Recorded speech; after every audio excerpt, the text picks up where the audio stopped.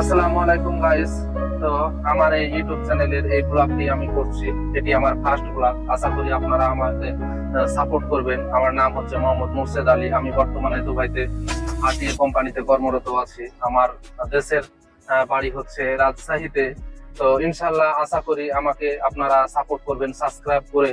আমি সবসময় দুবাইয়ের বিভিন্ন জবগুলোর তথ্য দিব। পরবর্তীতে আমি এই চ্যানেল নিয়ে আপনারা যদি সাপোর্ট করেন, আমাকে ভালোবাসেন, তাহলে আমি এই চ্যানেল দিয়ে আমি হয়তো বা কিছু অসহায় গরিব মানুষদের পাশে থাকতে চাই। তো আশা করি আপনারা সাপোর্ট করবেন। আর আপনাদেরকে আমি সবসময় ইনফরমেশন মূলক ভিডিওগুলো এই চ্যানেলের মাধ্যমে উপহার। তো আমার এই ফার্স্ট ব্লকে আপনারাকে বলতে চাই, যারা হয়তো বা বিদেশ যেতে চাচ্ছেন, আপনারা বিদেশ যাওয়ার সময় আপনারা কোম্পানি দেখবেন, স্যালারি দেখবেন, আপনি যাইতে কত টাকা খরচ হবে সেটা দেখে শুনে ভালো করে, স্পেশালি আপনারা আপনাদের স্যালারিটাকে প্রাধান্য বেছে দিবেন।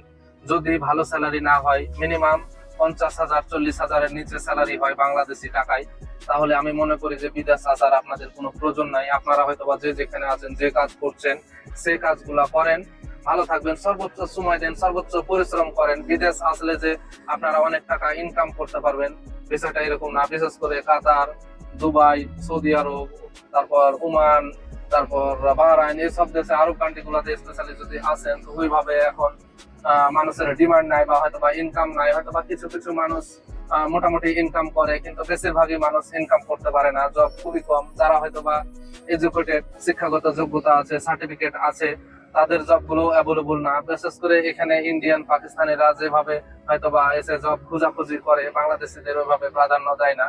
যদি একটা জব থাকে সাপোজ, তো 50 জন এসে একটা জবের পিছনে ঘুরে। আপনারা বুঝতে পারছেন। আর আপনারা যদি লেবার ধরনের কাজগুলোতে আছেন, যেমন বিল্ডিং এর কাজ, অথবা রেস্টুরেন্টের কাজ, অথবা ক্লিনিং কোম্পানিতে, অথবা কার ওয়াশ কোম্পানিতে, এই ধরনের কাজগুলোতে যদি আপনারা আছেন, তাহলে হয়তো বা 1000, 1100, 1200, 1300 দিরহামের বেশি আপনারা স্যালারি পাবেন না। আর এই 1300 দিরহাম, 1200 দিরহাম স্যালারিতে এসে যদি আপনাদেরকে কোম্পানি থাকার জন্য জায়গা দেয়, খাওয়ার নিজের হয়, হয়তো বা 800 থেকে 900 দিরহাম প্রতি মাসে সেভিং করতে পারবেন। হয়তো বা 800 থেকে 900 দিরহামে 25 থেকে 30,000 টাকা বাংলা টাকায় হবে। সে 25-30,000 টাকায় আপনি কি করবেন? আপনি আপনার ফ্যামিলি তো মিনিমাম বর্তমান যুগে 20,000 টাকা নিচে মাস চলবেই না।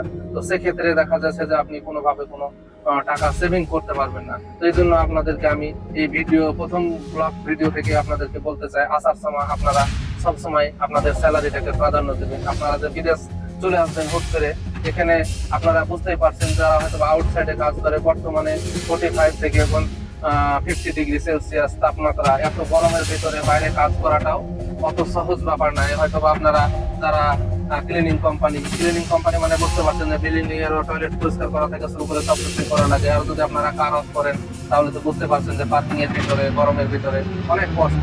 এক কথায় আপনাদেরকে আমি বলবো, আপনারা যে দেশে যান না কেন, আপনারা যাওয়ার আগে আপনাদের স্যালারিটাকে প্রাধান্য দিবেন, দেখে শুনে তারপরে যাবেন। অযথাই বিদেশ গিয়ে 5 বছর 10 বছর থেকে যে আপনি কোনো কিছু না করতে পারেন, তাহলে কোনো লাভ। তো আমার এই ভিডিওটি আজকের মতো এ পর্যন্তই। যদি ভালো লেগে থাকে আপনাদের, অবশ্যই সাবস্ক্রাইব করে পাশে থাকবেন। ধন্যবাদ সবাইকে। আল্লাহ হাফেজ।